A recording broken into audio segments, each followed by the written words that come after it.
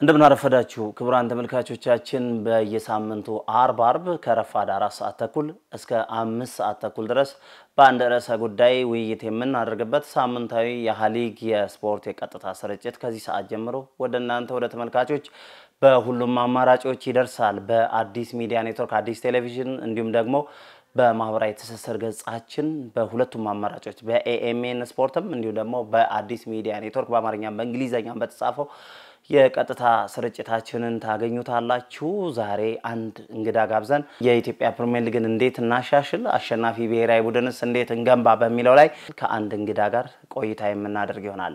የዛሬው እንግዳችን የአዲስ አበባ እግር ኳስ ፌዴሬሽን የሥራ አስፈጻሚ ኮሚቴ አባል እንዲሁም ደግሞ ለረጅም ጊዜ በአዲስ አበባ እግር ኳስ ውስጥ በተለያየ ደረጃ አበርክቶ ያላቸው የአዲስ ከተማ እግር ኳስ ክለብን እስከ ቡድን መሪነት ያገለገሉ በጥቅሉ ለበርካታ ዓመታት በእግር ኳስ ውስጥ ያሳለፉ ያሉና አሁን በማሳለፍ ላይ የሚገኙ እንግዳ ናቸው። እንግዳይ በለጠ ሰውዴ ናቸው።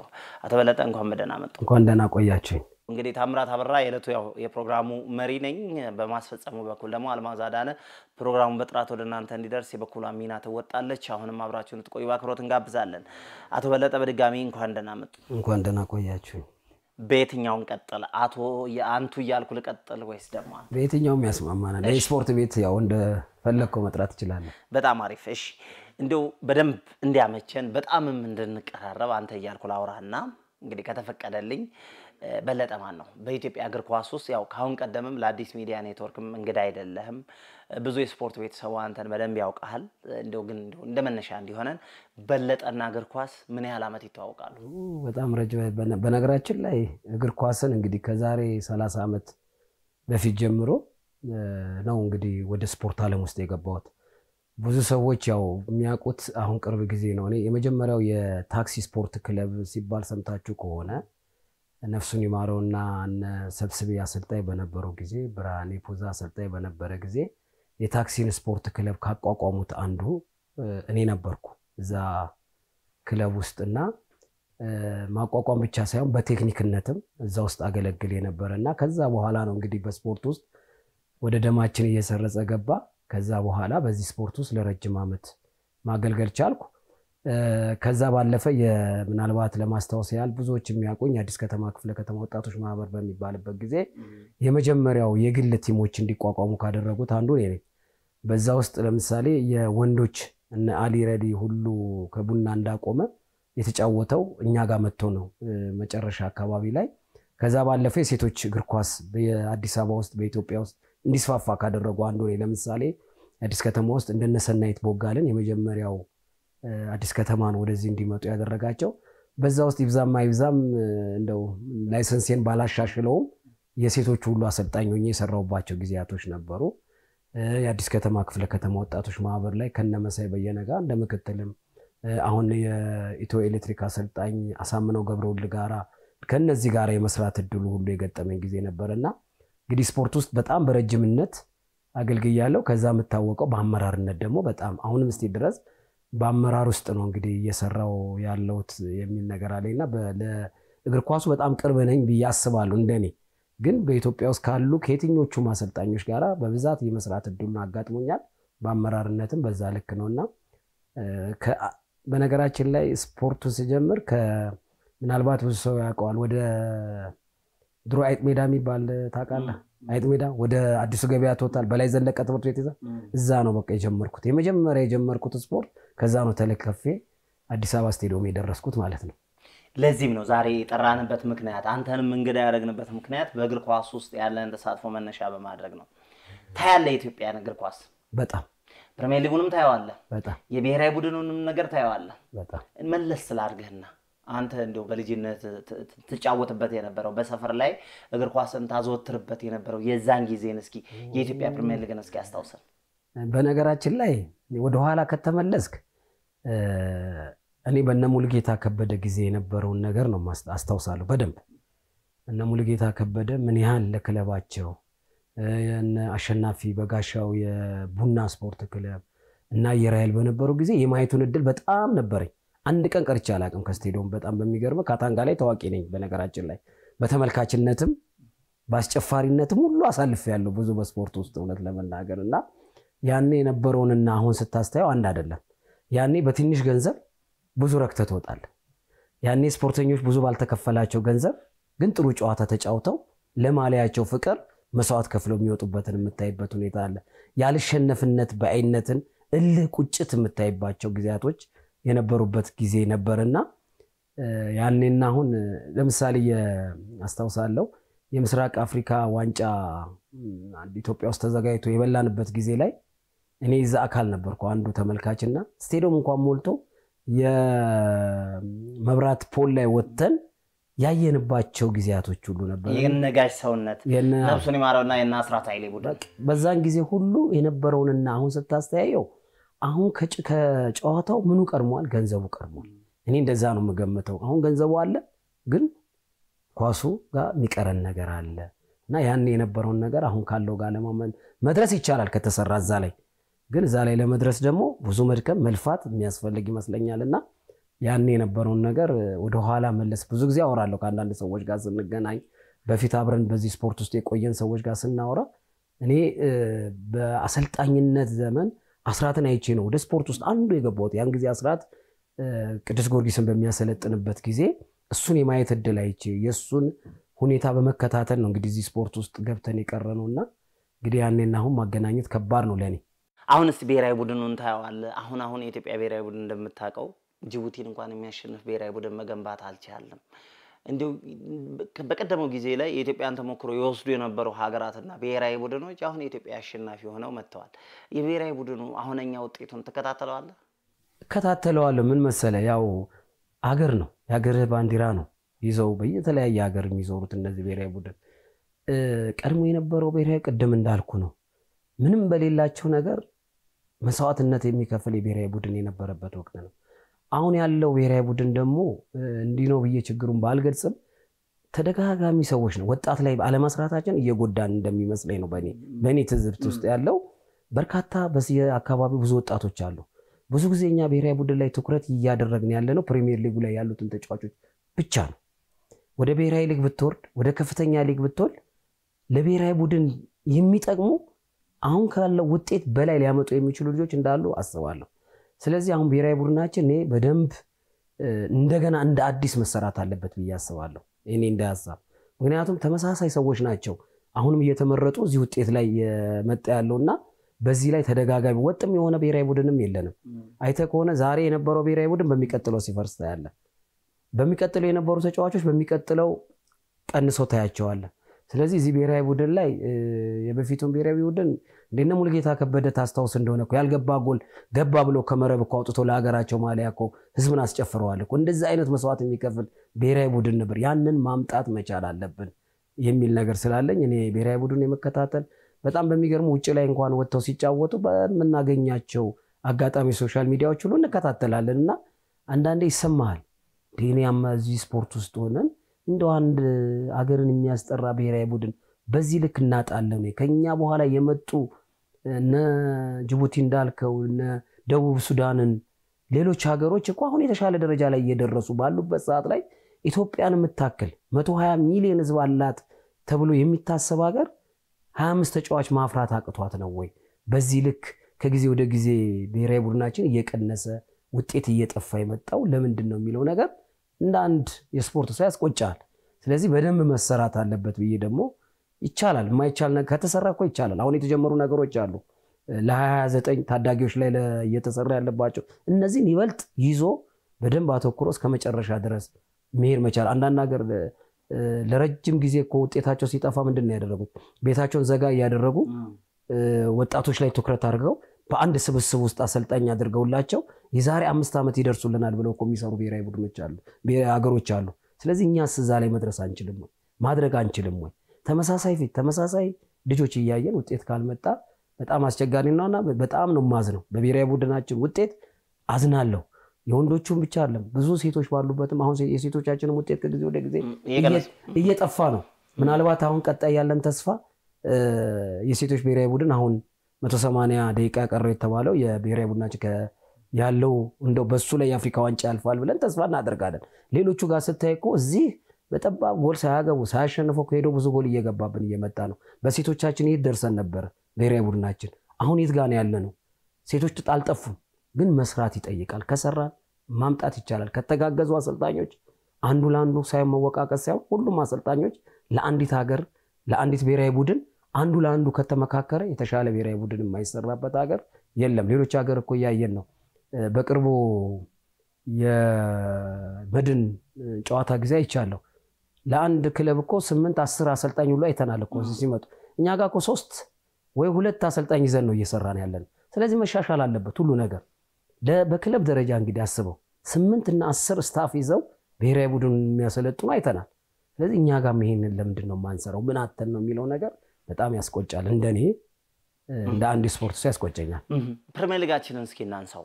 የኢትዮጵያ ፕሪሚየር ሊግ መጋቢ ሳይሆን ተመጋቢ ሆኗል ብለው ብዙዎች ይወቅሳሉ።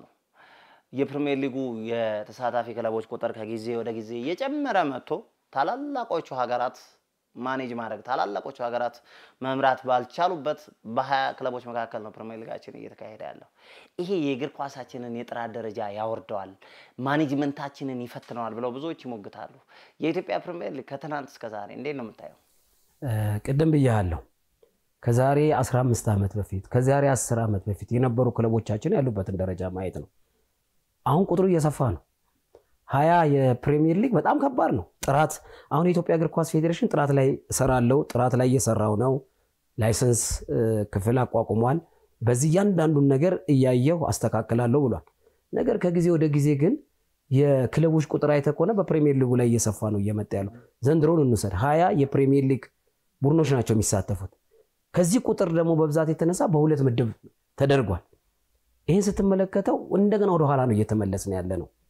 በሌሎች ሀገር ያለውን ተሞክሮ ልምድ እንኳን አንዳንዴ መውሰድም ያስፈልጋል።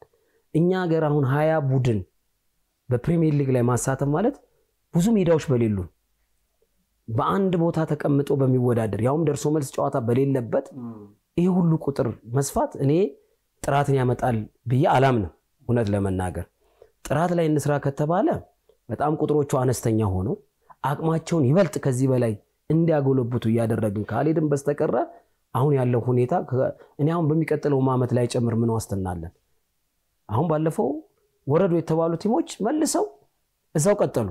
ስለዚህ ነገም እኮ ያ ቲም ሰርቶ ነገም እኮ ኢትዮጵያ እግር ኳስ ፌዴሬሽን መውረድ ላይ ነው ስለሚችል ብሎ ነው የሚያስበው የሚመጣው። ስለዚህ በደንብ መሰራት ያለበት ጉዳይ አለ። አሁን ከፍተኛ ሊግ ላይ እንደዚህ ያደረጉ ነው። በጥራት ተብሎ ከ40 ከ50 60 ወደ 22 እየወረደ ያለበት ሁኔታ አለ። ፕሪሚየር ሊጉ ስለምንድን ነው በዚህ ልክ የማይስተካከለው? ለምንድን ነው ጥራት ላይ ማናተኩረው? ለምንድን ነው የሚለው ነገር እኔ መለስ ብለን ማየት ያስፈልጋልና በፊት የነበረውን እኮ ቅድም ነግሬያለሁ። በጣም ጠንካራ ግን ገንዘብ ሳይኖር ምንም አይነት ክለቦች አሁን እኮ ክለቦች ተጠቃሚ ናቸው። በነገራችን ላይ ባለፈው አይቻሉ እስከ 18 እስከ 40 እስከ 30 ሚሊዮን ድረስ እስከ 20 ሚሊዮን ድረስ የማግኘት ሁኔታዎች አሉ። እዚያ ይሄ አክሲዮኑ ከተቋቋመ በኋላ ክለቦች ለውጥ አምጥተዋል። ለምን ገቢ ማግኘት ችለዋል። ግን ቁጥራቸው ቢያንስስ ከዚህ በላይ ገንዘብ ማግኘት ይችላሉ ብዬ አስባለሁ። ስለዚህ በዚህ ልክ የኔ ቁጥሩ ላይ በደንብ ማሰብ የኢትዮጵያ እግር ኳስ ፌዴሬሽንም ማስተካከል ጥራት ላይ ማተኮር አለበት። የክለቦችን አቅም ይበልጥ እንዲጎለብት መስራት አለበት ብዬ አስባለሁና የተጫዋቾች ጥራት ላይ ካላተኮርን አሁንም ተመልሰን እዛው ብሔራዊ ቡድን ውድቀታችን ላይ እንዳንገባ የኔ ስጋትና ፍራቻ አለኝ። አሁን የገቢ ነገር ስታነሳ እንዲሁ በዛው አንድ ነገር አስታውስከኝ። በተለይ ዲኤስቲቪ ያለፉትን 5 ዓመታት የኢትዮጵያ ፕሪሚየር ሊግን የቀጥታ ስርጭት ሽፋን ሲሰጥ በየአመቱ ክለቦች ከፍተኛ የገንዘብ ድርሻ ይደርሳቸው ነበር። የትርፍ ክፍፍል ሲደረግ ከፍተኛ ገንዘብ ያገኙ ነበር። ምናልባት ዲኤስቲቪ ከዚህ በኋላ ውሉን አቋርጦ ወጥቷል። ሌላ የቀጥታ ስርጭት አስተላላፊ ተቋም እየተፈለገ ነው። ይሄ አንዱ የሊጋችንን ድክመት በትክክል አያሳይም ወይ? ሌሎች ሀገራት ላይ ዲኤስቲቪ በመጀመሪያ ተርም የወጣባቸው ሀገራት እኔ እስካየሁትና እስከተመለከቱ ድረስ ምስራቅ አፍሪካ ጭምር ኬንያ ረጅም ጊዜ ቆይታ አድርጓል። እነ ደቡብ አፍሪካና ሌሎች ሀገራት ላይ ስንሄድ ረጅም ጊዜ ዲኤስቲቪ እዛ ያለውን ቆይታ አራዝሟል። ከኢትዮጵያ በመጀመሪያ ሊያውም ስምምነቱን ሁላ ሳይጨርስ አቋርጦ ሁላ ሊወጣ ነበር። ጉዳዩን ወደ ህግ መውሰድ ከፍተኛ ድርድሮች ተደርገው ነው በመሸራረፍ ውስጥ በጣም ውስን ጨዋታዎች ተላልፎ የመጨረሻ ውሉን ወይም ደግሞ ባለፈው አመት ውሉን ያጠናቀቀው። ይሄ አንዱ የሊጋችንን ድክመት ቁልጭ አርባ ያሳያል። እኔ አንድ ነገር ኢንቨስት ሳደርግ ገንዘብ ሳወጣ የሆነ ጥቅም አገኛለሁ ብዬ እኮ ነው ገንዘብ የማወጣው አይደለም። ዲኤስቲቪም የኢትዮጵያን እግር ኳስ ወይም ፕሪሚየር ሊጉን አስተላልፋለሁ ሲል የሆነ ጥቅም አገኛለሁ ብሎ ነው አይደል እዚህ ቦታ ላይ መጣው። ባለፉት 5 ዓመታት እኮ ያለ ተመልካች ነው ስቴዲየሞቻችን ባዶ የሆነው። አይተህ ከሆነ በየክልሉ ስትሄድ አብዛኛው ክልል ላይ ባዶ ነው። የአዲስ አበባ ስቴዲየም ላይ ውድድሩ አለመካሄድ ትልቅ ተጽዕኖ ፈጥሯል። አንዱ የዲስቲቪ እኔ እርግጠኛ ነኝ እንግዲህ እነሱ የገመገሙበት ይኖራል የራሳቸው ማሳያ። ነገር ግን አንዱ የተመልካች ችግር ይሆናል ብዬ አስባለሁ። ምክንያቱም ዲስቲቪ ይፈልጋል ተመልካች በብዛት ስቴዲየም ውስጥ ተመልካች ኖሮ በደንብ አድርጎ ቀርጾ ለዓለም ለአፍሪካ ማሳየት ይፈልጋል። በዛ ውስጥ ደግሞ የራሱን እንትን ማስተዋወቅ ይፈልጋል። ድርጅቶች ምናምኖች እንዲያውለት ይፈልጋል ይሄ ተቋም። ስለዚህ የአዲስ አበባ ስቴዲየም በራሱ ላለፉት ዓመታት ዝግ መሆኑ በራሱ ይሄን ተጽዕኖ አምጥቶታል ብዬ አስባለሁና ለዚህ ነው አንደኛ የቁጥር መብዛት ከዲስቲቪዎች ጋር ተያይዞም ጥያቄ እንደነበረ በተለያየ መንገድ ምን ሰማቸው ነገሮች አሉና ስለዚህ አንዱ ማሳያ ነው። ይሄ ማለት ጥራታችን ምን ያህል እግር ኳሳችን ላይ ወይም ደግሞ ፕሪሚየር ሊጋችን ላይ ከጊዜ ወደ ጊዜ ቁጥር መብዛት የሚያስተላልፉ አካላቶች ላይ ተጽዕኖ እየፈጠረ እንደሆነና የተመልካችም ቁጥር እያነሰ መምጣቱ በራሱ አንዱ ይሄ ማሳያ ነውና እንግዲህ የዲስቲቪ የራሱ ይወጣበትን ከኔ በተሻለ ግን ራሳቸው አግሪመንቱን የተፈራረሙት ሰዎች ያውቁታል ችግሩን። ግን ለኢትዮጵያ እግር ኳስ ትልቅ ጠቀሜታ ደግሞ ሰጥቷል ብዬ አስባለሁ። ገብቶ የማያይ ሰው እቤቱ ቁጭ ብሎ ዲስቲቪን ቆርጦ ያለ ለምሳሌ ድሬዳዋ ላይ እየተካሄደ እኮ ድሬዳዋ ሄደ ማየት የማይችለውን እቤት ቁጭ ብለህ የክለብህን አቋም የስፖርትህን ሁኔታ የምትከታተልበት መንገድ ተፈጥሮልን ነበር። ይሄ ለኛ ትልቅ ጥቅም ነበረው።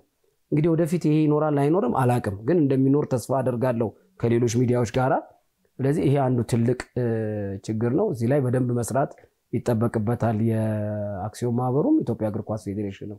ስለዚህ የዚህ አንዱ ማሳያ ይሄን ገምግሞ ምንድነው ችግሩ፣ ለምንድነው የኛ ነው ክፍተቱ ችግሩ የሚለውን ነገር በደንብ ተመልካቾቻችን ወደ ስቴዲየም የሚመጡበትን ደግሞ መንገድ መስራት ያስፈልጋል። እግር ኳስ ብቻውን በባዶ ስቴዲየም እኮ ብታጫውተው ውበት የለው አይደል?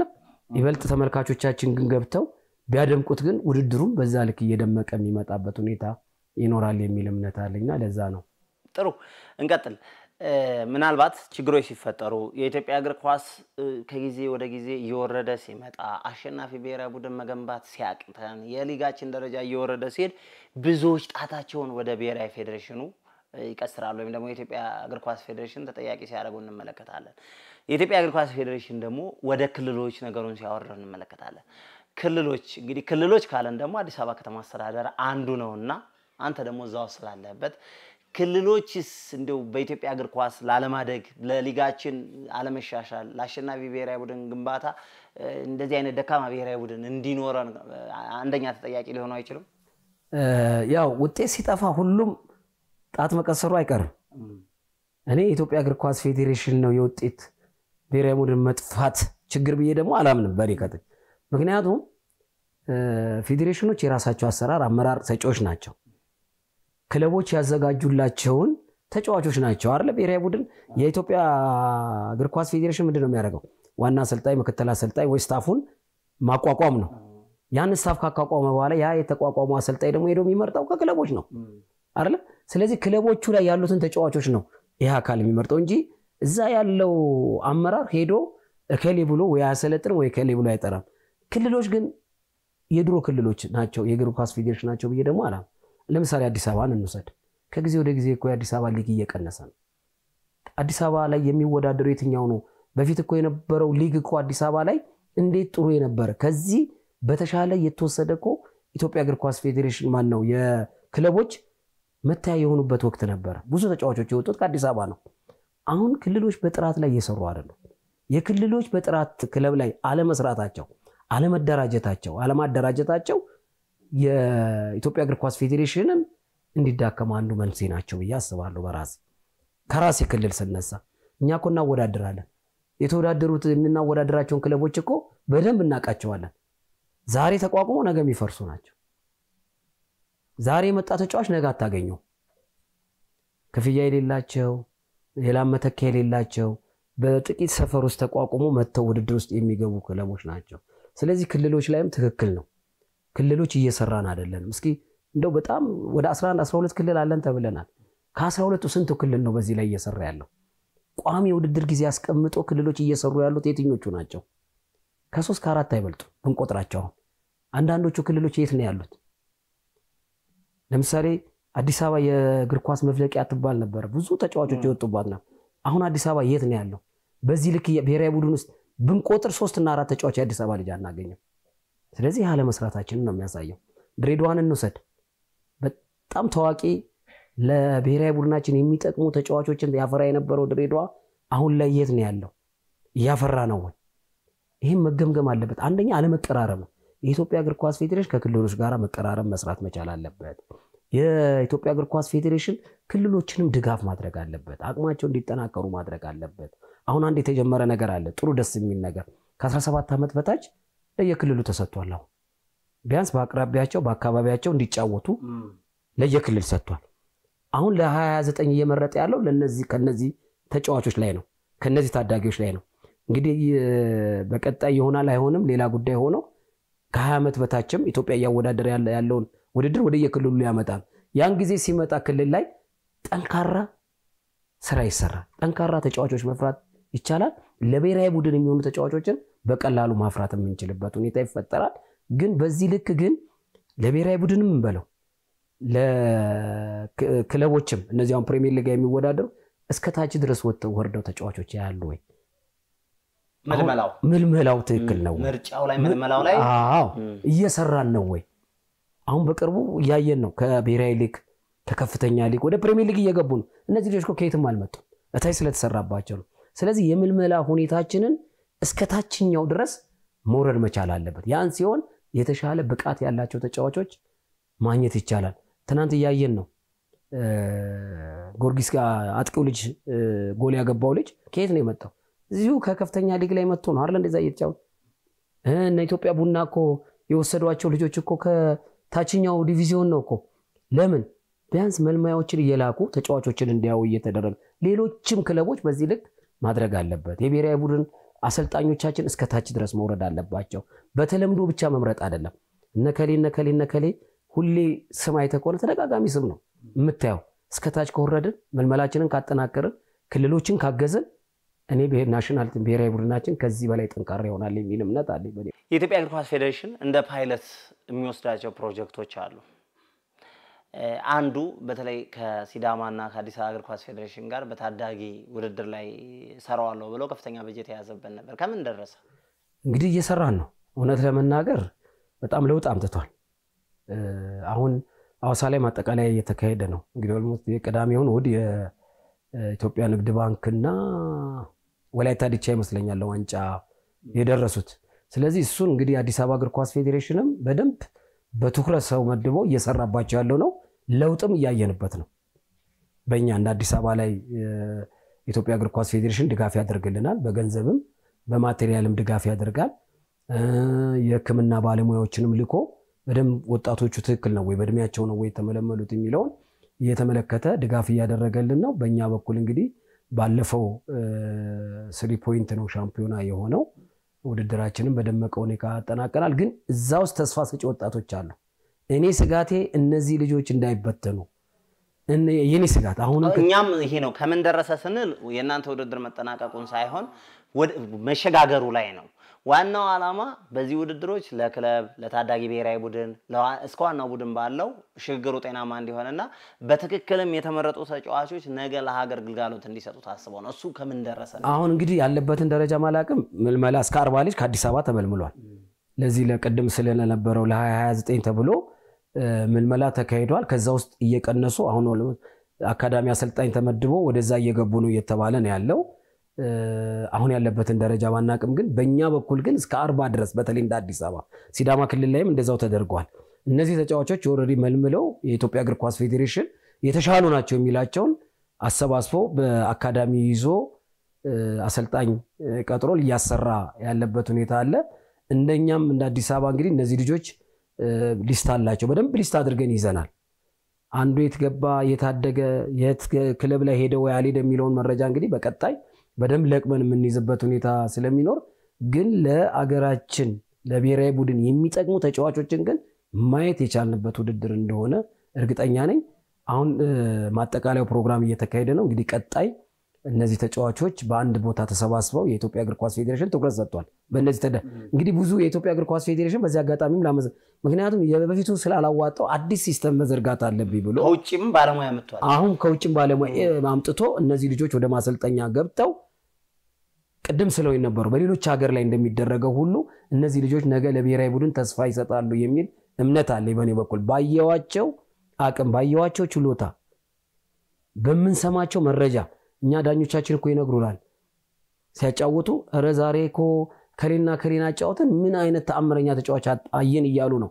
እነዚህ ልጆች ግን እንዳይበተኑ እንዳይጠፉ ለአካዳሚም ባይገቡ ደግሞ ሌሎች ያልገቡትን ደግሞ ዛሬ ላይ ይዘን ነገ እንዳንበተናቸው ክለቦች እነዚህ ልጆች በደንብ አተኩሮ ሊይዝ ይገባል። ሁሉም አሁን እነዚህ ያቋቋሙ ክለቦች በደንብ ሊያቸው እንደ 3 ፖይንት ላይ ብታይቆስ ምን የመሳሰሉ ልጆች አሉ። ቅዱስ ጊዮርጊስ ላይ አንድ አጥቂ ልጅ እኔ ራሱ እስከሚገርም ሰው ጉድ እስከሚል ድረስ ያየናቸው ልጆች አሉ። 50 ግብ ያስቆጠረው 50 ግብ ያስቆጠረው ልጅ ይሄ ልጅ ዛሬ ላይ በደንብ ይዘን ተንከባክበን እስከ ላይ ድረስ እየደገፍኑ ካልሄድን ነገ ልናጣው እንችላለን። ስለዚህ ድጋፍ ክትትል የሚያስፈልጋቸው ልጆች አሉ። እንግዲህ ይሄ ኢትዮጵያ እግር ኳስ ፌዴሬሽን የጀመራቸውን የዚህ በክልል ደረጃ ያሉትን በዚሁ ቢያስቀጥል እኔ ወደፊት በርካታ ተጫዋቾችን እናገኛለን የሚል እምነት አለ በኔ በኩል። ተሰጦ ላይ እንስማማለን። የተሰጦ ችግር የለብንም በየስፖርቱ ስፖርተኛ አላጣንም። ብዙ ጊዜ የሚነሳው ግን ማኔጅመንት ነው።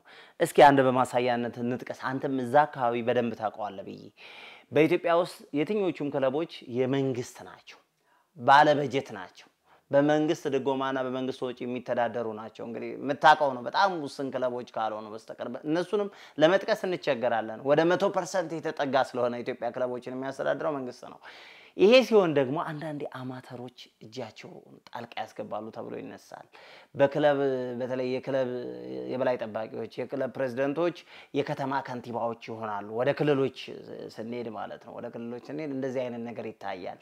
የክለብ ኃላፊዎች የከተማ ኃላፊዎች የክልል ኃላፊዎች በክለቦች አስተዳደር ውስጥ ጣልቃ ይገባሉ ተብሎ በተደጋጋሚ ይነሳል። ክለቦች ምን ያህል ገለልተኞች ናቸው? እንግዲህ አዲስ አበባ ላይ እንደዚህ አይነት ነገር የለም እንደምታውቀው ነው። የአዲስ አበባ ክለቦች ምናልባት በክፍለ ከተማ ደረጃ ስንወርድ ካልሆነ በስተቀር ወደ ክልል ላይ ስንሄድ ግን በተደጋጋሚ ስማቸው ይነሳል። የክልል ኃላፊዎች በክለቦች አስተዳደር ጉዳይ ላይ ጣልቃ ይገባሉ። አሰልጣኞች በነፃነትና በገለልተኝነት ስራቸውን አይሰሩም።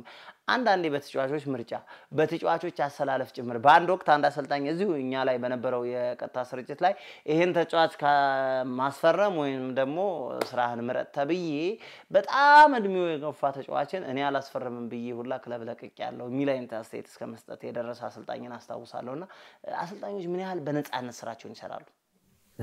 እውነት ነው። ለዚህ ነው አንዱ እግር ኳሳችን ወደ ተሻለ ደረጃ አልደረሰም ገና ነው የምንለው። ለዚህ ነው ያሰልጣኝ ስራ አለው። አንዳንዴኛ በማይመለከተን አስተዳደራዊ ነገሮች ውስጥ እንገባለን። እንዳልከው ነው እኮ እኔ አንዳንድ ከሊ ያለለምና አንድ ክለብ አንድ ተጫዋች በደንብ አውቀዋለሁ ልጁንና አንድ ክልል ላይ ነው የሚጫወተው። የሆነ አዋሳ ላይ ተገናኘንና እንዴት ነው ዘንድሮ አልኩት። ልጁ እኮ እዚህ ግባ ማትለው ልጅ ነው። እውነት ለመናገር አይ ከሊ የሚባል ክለብ ውስጥ እገባለሁ አለ ልጁ። በዚያ አቋም አልክ አለ እንዴት ነው የምትገባው አልኩት። እንደዚህ ነው የጠየቁት። ምን ችግር አለ? የክለቡ እኮ የቦርድ አመራር እኔ እኮ ወንድሜ ነው። ስለዚህ ተቀመጥ፣ ቀጥታ ትዕዛዝ ይሰጣቸዋል፣ ትገባለህ ተብያለሁ ይላል። አየህ፣ ለዚህ ነው ክለቦች ከጊዜ ወዲያ ውጤታቸው እያሽቆለቆለ የሚወርደው።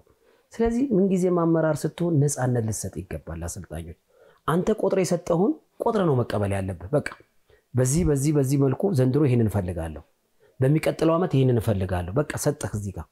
ከዛ በኋላ አንተ ቴክኒካሊ ነገር እኔ እኮ የራሴ ፊል አለኝ። እኔ ለምሳሌ አሰልጣኝ ላልሆን እችላለሁ፣ በስፖርት ውስጥ ብዙ አላለፍኩ ሊሆን ይችላል። ነገር ግን በአንድ ወቅት እድለኛው አመራር ሆንኩኝ። ከዛ ውስጥ የቦርድ አመራር ሆንኩ አይደል? ስለዚህ እኔ ቦርድ አመራር ሲሆን የራሴ ፊል አለኝ፣ የራሴ መመራው የተማርኩበት አስተዳደራዊ ማኔጅመንት የራሴ የሆነ አስተዳደራዊ ስራ አለኝ። ይሄ ደግሞ እዚህ ጋር ደግሞ የኮቺንግ ስራ ደግሞ ሌላ ስራ ነው። ስለዚህ ከዚህ ነፃ ናቸው የሚል እምነት የለኝም በአንዳንድ አሰልጣኞች የምናየው። ክለቦቹ አንደኛ ህዝባዊ አለመሆናቸው ነው ትልቁ ችግር እየፈጠረ ያለው። ሁሉም የሚንቀሳቀሰው በመንግስት በጀት ነው። ይሄ እኮ በትልልቆቹ ክለቦች ብቻ እኮ አይደለም። ቅድም አንተ ብለሃል አዲስ አበባ ላይ ያለው በየክፍለ ከተማው እኮ ያያየን ነው። አዲስ አመራር ከመጣ አይ ምን ያደርጋል ክለብ ይላል። አይ ከእንትራ የሚባል ልጅ ካልገባ የሚለቁ ይገጥማል እኔንም ገጥሞኛል እኮ ብዙ ጊዜ እኔ በትንሿ በመመራባት ክለብ ላይ እኮ ይገጥመኛል እንደዚህ አይነት እንትራ የሚባል ከሆነ ክፍል ሂድና ግባ ብሎ ልኮኛል ብሎ እኮ የሚመጣ ተጫዋች ይገጥመናል ስለዚህ ይሄ ስህተት ነው ስለዚህ ያንዳንዱ ክለብ የራሱ የሆነ አሰራር አለው ለያንዳንዱ አሰራር ማበጀት አለብን ጣልቃ ልንገባ የምገባን ቦታ ጣልቃ እንገባለን ጣልቃ ማንጋ አንዳንዱ ውጤት እየጠፋ እስከ መውረድ ደረጃ የሚደርሱት እኮ በዚህ ችግር ምክንያት ነው ስለዚህ ለአሰልጣኞች ነፃነት ሊሰጣቸው ይገባል አሰልጣኞች በነፃነት ሊሰሩ ይገባል ይሄንን ደግሞ እዛ ያለው የቦርድ አካል ሊያከብር ይገባል ግን በዚህ ልክ ያከበሩ ነው አሰልጣኞችም እኮ አንዳንድ እንሰማለን እንትራ አሁን በቅርብ በዚህ አመት እንኳን ብዙ ነገሮች ምን ሰማቸዋለን ሄጄ ዶክመንቴን አስገብቼ ተወዳደራለ ተብይ አይ እንትራ የሚባል ተደውሎ እኮ ገባ ስትል ታያለ ስለዚህ እዚህ ላይ በደንብ አያይዘም እንድታነሳልኝ ነው አሰልጣኞች ብዙ ጊዜ ስማቸው ይነሳል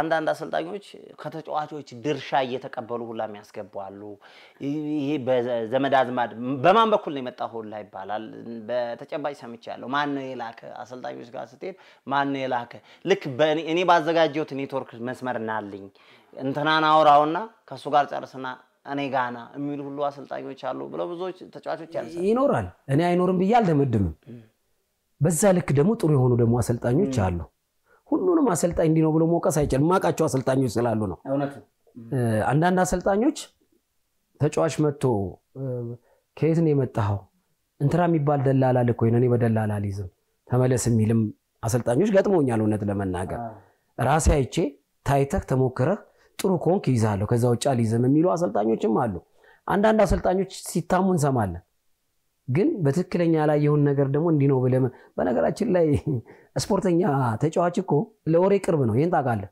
እስከሚገባ እስከሚፈርም ድረስ ይገባል ከዛ በኋላ እኮ እርስ በራሳቸው ይነጋገራሉ እኔ እኮ የገባሁት እከሌ የፈረምኩት እኮ ለከሌ እንደዚህ አድርጌ ነው ብሎ ለአንድ ጓደኛው ያወራል ያ ጓደኛው ለዛ ያወራል እንደ አይነት ነገሮች አሉና አንዳንድ አሰልጣኞች ጋር እንደዚህ አይነት ሀሜቶች ይኖራሉ እነዚህን ማድረግ ያለበት እንግዲህ አስተዳደራዊ ነገር እዚህ ጋር ነው አሁን የሚገባው በደንብ ማየት ምናመጣቸው አሰልጣኞች ምን አይነት አሰልጣኞች ናቸው እንዴት አይነት ናቸው ብሎ ማየት ያስፈልጋልና እኔ ባይኔ ያላየሁትንና ከመስማት ውጪ እንዲያደርግ ያለው እኔም ይሉኛል እከሌ እንዴት ገባ እዚህ ክለብ ስል እሱ ሰጥቶ እኮ ነው የገባው ይልዋል ግን ለመስጠቱ ማረጋገጫ ያስፈልጋል ወንጀልም ስለሆነ ማረጋገጫም በጥንቃቄ ነው አሁን ለምሳሌ ባለፈው የነበሩ የተጫዋቾች ቅጣት የነበረው የክለቦችን የተጫዋቾች ቅጣት ነበር አለ ባለፈው ፕሪሚየር ሊግ ላይ የነበረው ቅጣት እሱ ላይ ያ ኮሚቴ ተቋቁሞ አጣሪቼ ደርሽበታለሁ ይሄ ነገር ወንጀል ተጥሷል ብሎ ነው አይደለ ቅጣት ያስተላልፈው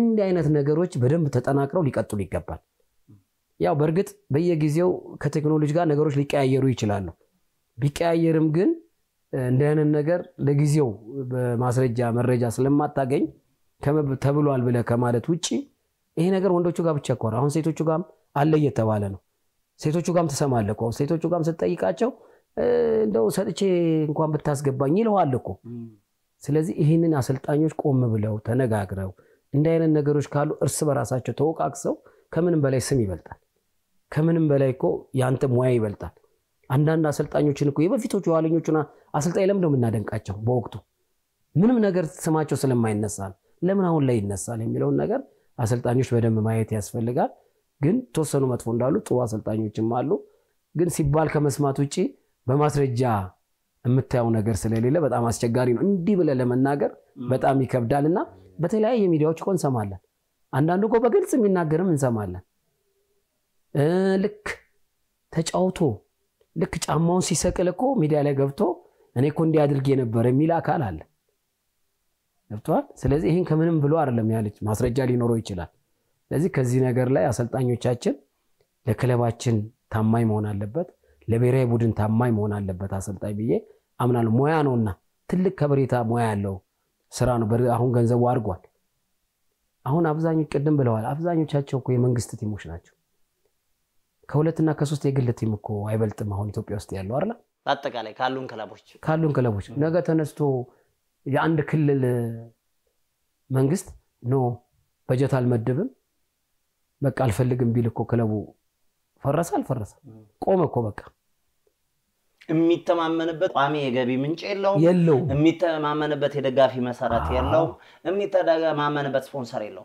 አንዳንዶቹ የፈረሱትም ክለቦች እኮ ወደኋላ ዞር ብለህ ብታይ በእንደዚህ ችግር ውስጥ አልፈው ነው ወይ አሰልጣኙ ችግር አለበት ወይ የማኔጅመንቱ ችግር ነበር ማለት ነው አንዳንዱ የፈረሱ ክለብ ስገባ እኮ አሁንም እናያለን እኮ በየጊዜው እኮ መረጃ እንሰማለን እከሌ ክለብ የፈረሰው በዚህ ነው እከሌ ክለብ የፈረሰው በዚህ ነው እከሌ የሚባል ክለብ ታች ድረስ ይወረደው በዚህ ልክ ነው የሚባለው እኮ ምክንያት ሳይኖር አይደለም እኮ አስተዳደራዊ ጉዳይ ስለሆነ ይሄን በደም መፈተሽ ያስፈልጋል ይሄን በደም ካልፈተሽ ነገም የሌሎቹ ክለብ ጣፋንታ ክለቦች ላይ እንዳይደርስ ጥንቃቄ ማድረግ ያስፈልጋልና የመንግስት ክለቦች ደግሞ ነገ በጀት የለም አሁን ካለው ልማት ጋር ልማት ነው ማውለው ቢል ምንም ተጣመጣው ነገር የለም አጣጥፈጅን ቁጭ ነው በዛ ውስጥ 30 እና 35 ሰው ምን ይሆናል ማለት ነው ቁጭ ይላል እንደማለት እኮ ነው አንድ ክለብ እኮ 35 40 ሰው አይደለም ይዘው እንደው ሰራተኛው ሁሉ ሲጨምር እስከ 50 ሰው እኮ በዛው ታክፎ የሚሰራ አካል አለ ስለዚህ ያ ክለብ ፈረሰ ማለት 50 ሰው እንደገና ስራአቶ ቁጭ አለ ማለት ነው ያ እንዳይሆን ጥንቃቄ ማድረግ ያስፈልጋል አንድ ወር እንኳን የሚተማመኑበት ነገር አይደለም ሙሉ በሙሉ ባለበጀት ናቸው የመንግስትን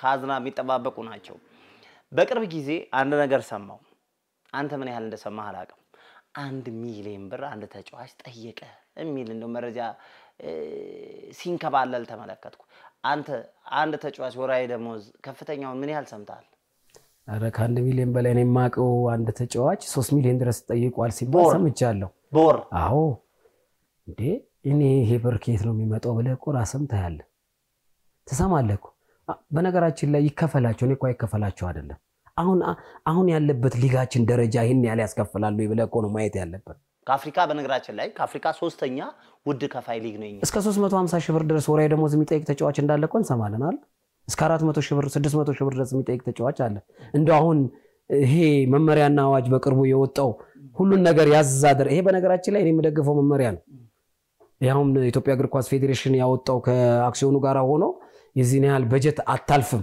57 ሚሊዮን ብር የባለፈው አመት ጣራ አረጋው ያን ጣራ ማድረጉ ጥሩ ነው ግን ጣራም ቢያደርግ ያው ቀደም እንዳልኩ ሲስተም በተለያየ መንገድ አሁንም እንሰማለን እኮ አሁን ሰሞኑን የሚሰጥ መግለጫ እየሰማን ነው እኔ ያስፈረምኩት በዚህ ነው ሌሎቹ እንዴት ያስፈረሙ አላቅም የሚልቆ ክለብና አሰልጣኝም እየሰማን ነው አይደለም በተለይ ይሄ መመሪያ ገድቦናል አሉ ስኳዳችን እንዳናሰፋ ቡድናችን እንዳናጠናከራ አድርጎናል ከሚሉት ውስጥ አንዱ ንግድ ባንክ ነው ሌሎቹ እንዴት አስፈረሙ አሁን እንደዛ እኮ ነው ጥያቄው ንግድ ባንክ እኔ ነገር ገድቦኛል ማስፈረም አልቻልኩም ካለ ሌሎቹ እንዴት አስፈረሙ የሚለው መፈተሽ ነው ማየት ነው ምክንያቱም ታቋለህ እኮ ከዚህኛው ንግድ ባንክ ወጥቶ የሆነ ክለብ ላይ ያተጫዋች ንግድ ባንክ 50 ሺህ ብር አቅርቦለት የንግድ ባንክን 50 ሺህ ብር አልቀበልም ብሎ 30 ሺህ ብር ዛ ሲፈርም እንዴት ፈረመ ብለህ እኮ ነው መጠራጠር ያለብህ አይደል በብር ደረጃ የሚበልጥ የትኛው ነው 50 ሺህ ብር ነው 30 ሺህ ብር ነው 50 ሺህ ብር ይበልጣል ስለዚህ ይሄን ቆም ብሎ የሚመለከተው አካል በዚህ ልክ መፈተሽ ያስፈልጋልና ተጫዋቾች ቀደም እንዳልከው ከፍተኛ ገንዘብ ነው ኢትዮጵያ ውስጥ እየተከፈለ ያለው እውነት ለምን አይከፈላቸው አይደለም መከፈል አለበት ግን አሁን ያለው የሀገራችን እግር ኳስ ለአፍሪካ ዋንጫ በየአመቱ የማንሻገርበት በየ2 አመቱ በየ3 አመቱ የማንሻገርበት ደረጃ ላይ ሆነን የምንከፍለው ገንዘብና ብሔራዊ ቡድናችን አሁን ያለበትን ደረጃ መገምገም በቂ ነው ባለፈው አመት አንድ መረጃ ወጥቶ ነበር ሁለት ክለቦች ተጫዋች ይቀያየራሉ የጊዜው ስማቸውን አንጥቀስና መጀመሪያ ተጫዋቹ የነበረበት ክለብ ውሉን እንዲያራዝም ገንዘብ ያቀርበለታል ተጫዋቹ ያን ክለብ ይለቀና ወደ ሌላኛው ክለብ በፊርማው ላይ ያ ውሉን እንዲያራዝም ከተጠየቀው ክለብ ያነሰ ደሞዝ ተስማምቶ እንደሄደ በኢትዮጵያ እግር ኳስ ፌዴሬሽን በውሉ ላይ ተቀመጠ እንግዲህ አንዳንድ ተጫዋቾች ለውጤት ባነሰ ደሞዝ ሊገቡ ይችላሉ አንዳንድ ተጫዋቾች ለዋንጫ ባነሰ ውጤት ሊገቡ ይችላሉ አንዳንድ ተጫዋቾች ለህዝባዊ መሰረት ለደጋፊ ብለው ይገባሉ ይሄ ተጫዋች የሚለቀው ክለብ በደጋፊ መሰረት በጣም የተሻለ ነው በዋንጫ ስኬት በጣም የተሻለ ነው የሚሄድበት ደግሞ በተቃራኒው ነው እዛ ላይ ግን ከቀረቡ ነገሮች አንዱ ያስፈረመው ተጫዋቹ የፈረምኩበት ያለውና ኢትዮጵያ እግር ኳስ ፌዴሬሽን ይፋ ያደረገው ደሞዝ ያኛው ውሉን እንዲያራዝመው ከጠየቀው ያነሰ ነው ይሄ እንዴት ሆነ ብዙዎች ሲነጋገሩበት ነበር ትክክል ነው ቀደም ያልከው ነገር እኮ ነው እዚህ ጋር 50 ሺህ ብር አቅርቦለት እዚህ ጋር ሄዶ 30 ሺህ ብር ሲፈርም እንዴት ፈረመ ያ ተጫዋች ብለህ አንተም እኛ አይደለም አሁን እንደውም ሰሞኑን የኢትዮጵያ እግር ኳስ ፌዴሬሽን አንድ ሰሞን የጸደቁ ተጫዋቾች ዝርዝር ይልክልናል በተለያየ መንገድ እዛ ውስጥ የተጫዋቾቹ ሳምንታዊ ወራይ ደሞዛቸው ይገለጽ ነበር አሁን ቆሟል እንግዲህ አሁን ቆሟል አንድ ወር ገደማ ሆኖታል ለምን ቆመ እነሱ ናቸው መልሱን የሚያውቁት አንተም ታውቃለህ ደጋፊውም ያውቃል ስለዚህ እዚህ ጋር ሌላ ብር እኔም ይሄን ሰምቻለሁ በነገራችን ላይ ያሁን አንተ የምትላቸው ነገሮች እዚህ ጋር የተሻለ ገንዘብ ቀርቦለት የተሻለውን ገንዘብ ትቶ ያውን ባነሰ ክለብ ላይ ከተሻለ ክለብ ወደ አነሰው ክለብ ሄዶ ባነሰ ክለብ ብር ፈረመ ነው ሎጂኩ ያስኬዳል በጭራሽ አያስኬድም ማንን ነው ታዲያ ምን ሸውዶ አሁን የእግር ኳስ ይሄ ሁላ የእግር ኳሳችንን እየበደለ ያለ እግር ኳሳችንን እየጎዳ ያለ መጥፎ ለማን ነው ማንንም እኮ አሸወደ ማንንም ይሄው እኮ አንዳንዶቹ ዋጋ ከፈሉበት እኮ አይደለም አንዳንዱ ክለብ እኮ ዋጋ እየከፈለበት ነው ስለዚህ ማንንም መሸወድ አይቻልም ዛሬ ቴክኖሎጂው ረቋል ዛሬ እኔ አሁን ላንተ እዚህ ጋር ሆኜ አይ እኔ በ100,000 ብር እኔ ጋር ግባ አንተ ጋር አልገባም በእኔ ጋር 50,000 ብር ነው ብለህ ስትገባ እኮ የቅብብሉ ሲስተም እኮ ዛሬ ሲስተሙ ቴክኖሎጂው በጣም ረቋል እኛ ላናቀው እንችላለን እንጂ በቀላሉ ቅድም ባልኩ መሰረት የኔ ጓደኛ ራሱ መልሶ እከሌ እኮ በዚህ ነው የገባው ይልሃል እኮ እዛው አብረ እየበላ እየጠጣ ያለው ጓደኛ ራሱ መልሶ እኮ ራሱ ይነግራል አይደለም ስለዚህ አንዳንድ ጊዜ ማንንም መሸወድ አይቻልም ግን ተጫዋቹም ከገንዘቡ ባለፈ በርግጥ ገንዘብ አያገኙ አይደለም ማግኘት አለባቸው ግን መቆርቆር ያለባቸው የኢትዮጵያ ብሔራዊ ቡድን አሁን ያለበት ደረጃ እንዴት ደረሰኒ በዚህ እኔ በኔ ትውልድ እኔ የተጫወትኩ ባለውበት ጊዜ ብለህ ማሰብ መቆርቆር መቻል አለብህ እና በፊት የነበሩ ተጫዋቾች እነ ሙልጌታ እንበላቸው እነ ተካቢያኔ በነበሩ ጊዜ በረኞች በነበሩ ጊዜ ሌሎች ተጫዋቾች በነበሩ እኮ ቢያንስ በእኛ ጊዜ ይላሉ እኮ በእኛ ጊዜ ምስራቅ አፍሪካን ዋንጫ በልተናል ከአንድም ሁለቴ ሶስቴ ደጋግመን በልተናል መድን ውሰድ 8 ውስጥ እስከ መግባት በክለቦች ሻምፒዮና ደርሻለሁ ጎርጊስ እዚህ ደርሻለሁ ቡና በታይ ግብጽን የግብጽን ክለብ አሸንፍ ያለው ብለው እኮ ታሪክ ያወራሉ በወቅቱና በጊዜው ተጫዋቾች አይደል እዚህ ታሪክ ውስጥ እኮ ለመግባት ነው አንተ መጥራት ያለብህ በየቀኑ አቅምህን ማሻሻል መቻል አለብህ ገንዘቡ አይደለም ገንዘቡ ይመጣል እኮ በራሱ ጊዜ እኮ ችሎታ ያደገ ሲመጣ ሁሉ ነገር ገንዘቡ እየጨመረ ይመጣል ፕሮፌሽናል ሆነ የመሄድ እድልም እኮ ከዚህ በላይ ይጨምርላል ትታይበታለህ የአፍሪካ ዋንጫ ብሔር ከቆጠረ እኮ አንተ የተሻለ ነህ ብሎ ብዙ የሚመለከት አሰልጣኞች አሉ ደላሎች አሉ በእነዚህ የመታየት እድል የሰፋ ነው የሚሆነውና አንዳንድ ጊዜ የገንዘብ ሁኔታ እኛም ስንሰማ እኔ አንዳንዴ ስሰማ እንደው እዚህ ሀገር ውስጥ ነው ያለውት ወይስ ከዚህ ሀገር ውጪ ነው ምንድነው የምንሰማው ትላለህ ከሌ በዚህ ገንዘብ ፈረመ ይባላል ከሌ ደሞዙ ይሄ ነው ይባላል ይሄ ትላለህ ቆመት ያለ ከዛ ያ ቡድን ያን ያህል ደሞ ከፍሎ እኮ ገንዘቡ 13ኛ ወይ 14ኛ ነው የሚሆነው ውጤቱ ያውም በዚህ በተንቆጣቆተ ሊግ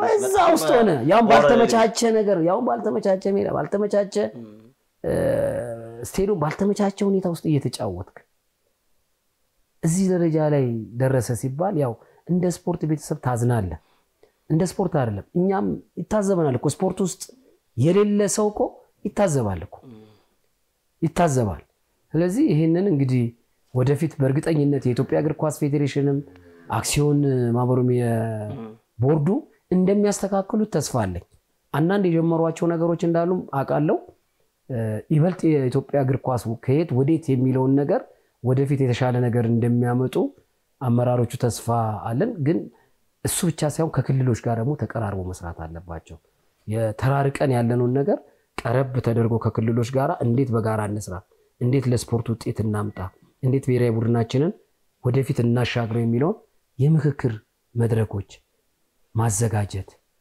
መደጋገብ መነጋገር የሚያስፈልግ ይመስለኛል በኔ እንደኔ ጥሩ እንቀጥላለን አሁንም ባሉን ቀሪ ደቂቃዎች እንደው አትሌቲክሳችንም እግር ኳሳችንም እድለኞች አይደለንም ከጊዜ ወደ ጊዜ በጣም እየወረደ መጥቷል እንደምታውቀው በአትሌቲክስ በኦሎምፒክ በዓለም ሻምፒዮና የምናስመዘገበው ውጤት እየተዳከመ መጥቶ ጭራሽ በዚህ ዓመት በዓለም ሻምፒዮና ያለ ወርቅ ሜዳሊያ የተመለስንበት ነው እግር ኳሳችን ከዚህ ቀደም ከኢትዮጵያ ተሞክሮ የወስዱ የነበሩ የምስራቅ አፍሪካ ሀገራትን በፊፋ የወራይ ደረጃ መጨረሻ ግርጌ ላይ ቀመጡ የነበሩ ሀገራትን እንኳን ማሸነፍ አልቻለም ይሄ ሲነሳ ታዲያ አንድ ጉዳይ ተያይዞ ይነሳል የሀገር ፍቅር አትሌቶችም እግር ኳስ ተጫዋቾችም የሀገር ፍቅር እየገባቸው አይደለም የሀገር ፍቅራቸው እያነሰ እየጎደለ እየወረደ መጥቷል ብለው ብዙዎች ያነሳሉ ሰሞኑን በነበረ የአትሌቲክስ ውይይት ላይ በስፋት ከተነሳው አንዱ ለአትሌቶች የሀገር ፍቅርን እናስተምራቸው አሰልጣኞች ሀገር ምን እንደሆነ ሰንደቅ ዓላማ ምን እንደሆነ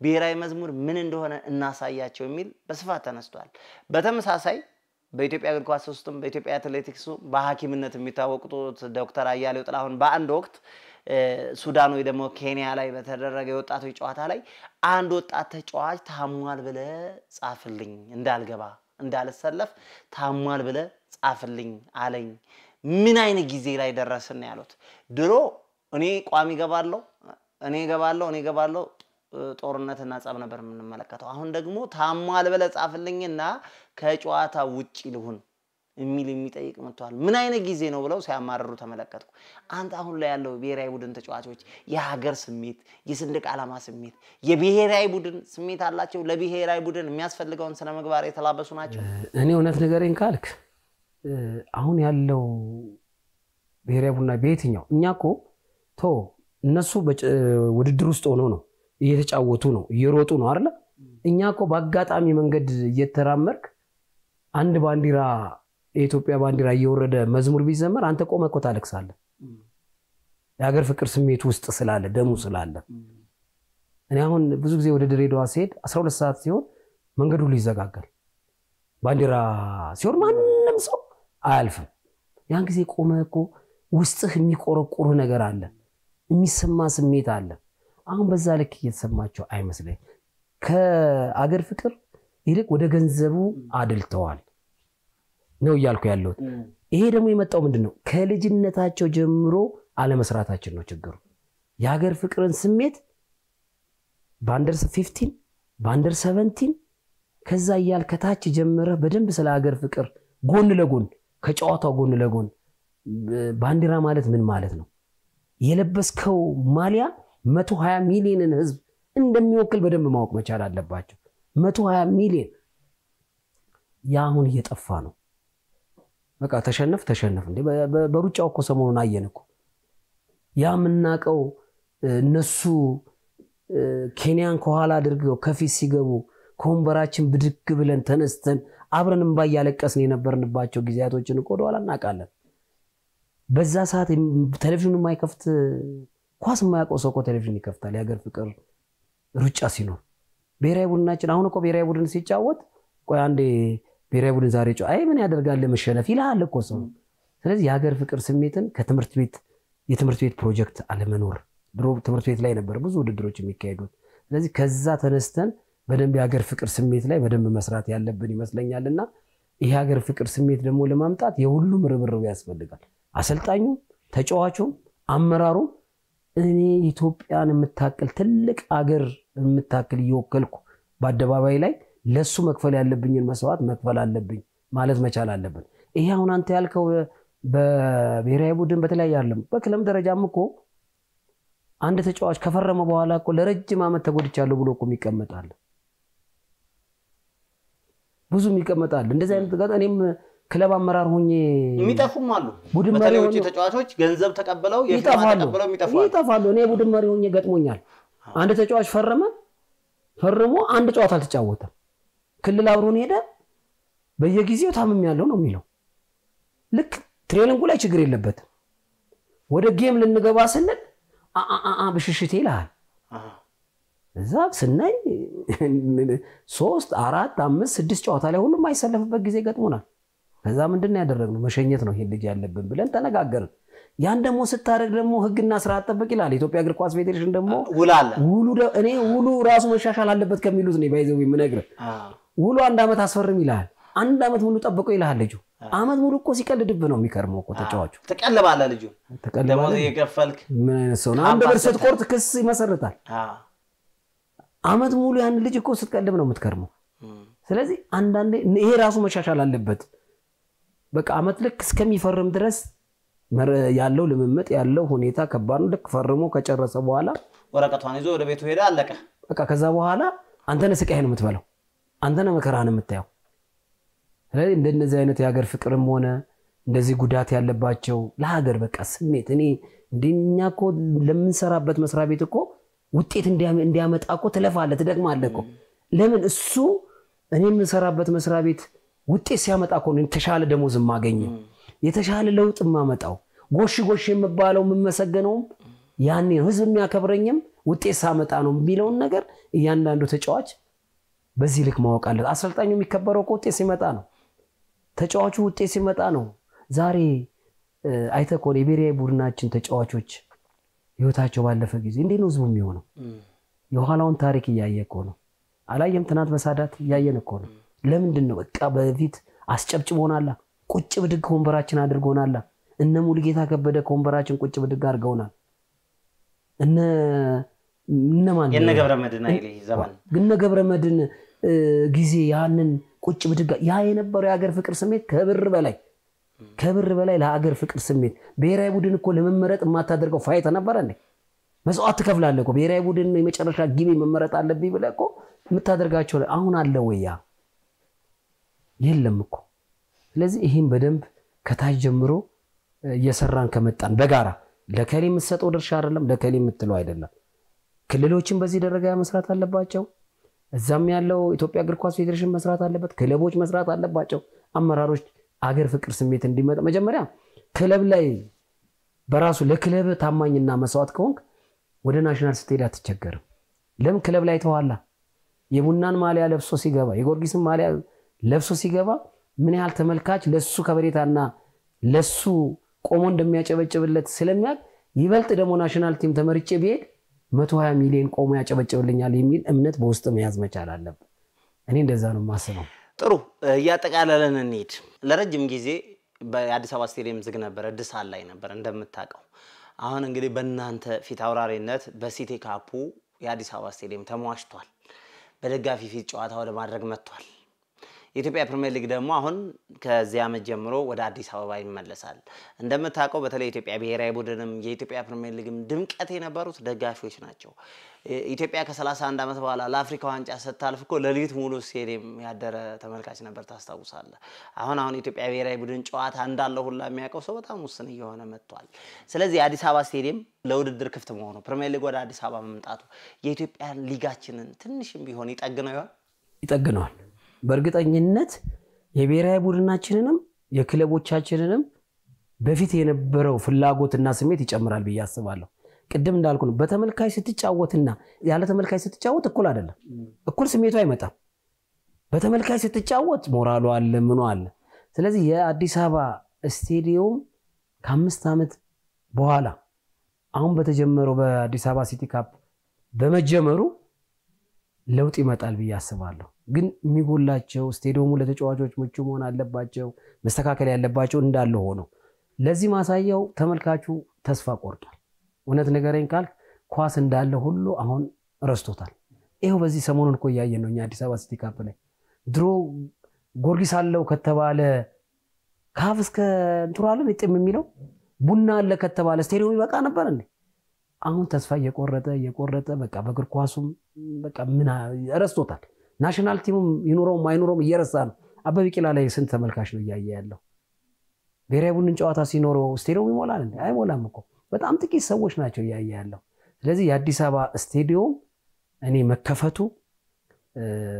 አንድ እርምጃ ወደፊት ለውጥ ያመጣል ያሻግራል የሚል እምነት አለ በኔ ተስፋ እናደርጋለን ያለን ሰዓት ከዚህ በላይ ያስኬደ ነው የመጨረሻ መታነሳው ቲን ጉዳይ ሳልናገር አልወጣም የምትለውና የመጨረሻ ምክራ ሐሳብን እንስማ እኔ እንግዲህ ሁላችንም ጣት ከመቀሳሰር ወደዚህ ከሌጋ ነው ከማለታችን በፊት እያንዳንዳችን የክልል እግር ኳስ ፌዴሬሽን ኢትዮጵያ እግር ኳስ ፌዴሬሽን የክለብ አመራሮች ተጫዋቾች የምንሰራው የመጨረሻ ግባችን ኢትዮጵያን በአፍሪካና በዓለም አደባባይ በእግር ኳሱ ትልቅ ደረጃ ማድረስ ነው የሁላችን ዓላማ የመጨረሻን ግባችን ተጫዋቹም እኮ የመጨረሻ ግቡ እዛ ደረጃ ላይ መድረስ ስለሆነ እያንዳንዳችን ተጋግዘን ተደጋግፈን አሁን ከወደቅንበት ናሽናል ቲማችን እያስመዘገበ ካለው ውጤት እንዲወጣ የሁላችንም ርብርብ የሚያስፈልግና የምንመካከርበት ወቅት ስለሆነ አሰልጣኞችም አመራሮችም ሁላችንም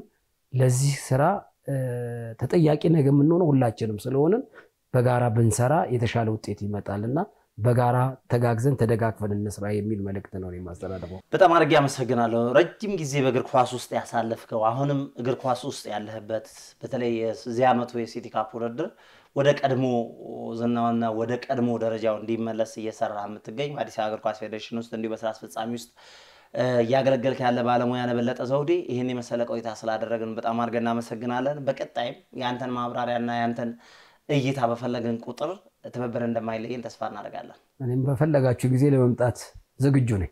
ስለመጣን በጣም አድርገን እናመሰግናለን። የአዲስ ሚዲያ ኔትወርክ አዲስ ቴሌቪዥን ቀሪ ስርጭቶች በ24 ሰዓት ሙሉ ወደ እናንተ መድረሳቸውን ይቀጥላሉ። የዕለተ አርብ የሃሊግ 15ኛው ክፍል የኢትዮጵያ ፕሪሚየር ሊግና የኢትዮጵያ ብሔራዊ ቡድንን ውጤት እንዴት እናሻሽል በሚለው ላይ ያሰናዳነው መሰናዶ ይሄን ይመስል ነበር። ታምራት አበራ ተረኛ የፕሮግራሙ አዘጋጅ ነበርኩ። አልማዝ አዳነ ደግሞ ፕሮግራሙ በጥራት ወደ እናንተ በሁሉም አማራጮች እንዲደርስ የበኩሏን ሚና ስትወጣ ነበር በማስፈጸሙ በኩል። አሁንም ከጣቢያችን ጋር ቆይታችሁ እንዲዘልቅ በአክብሮት እንጋብዛለን። በዚሁ አበቃን። በሰላም ዋሉ።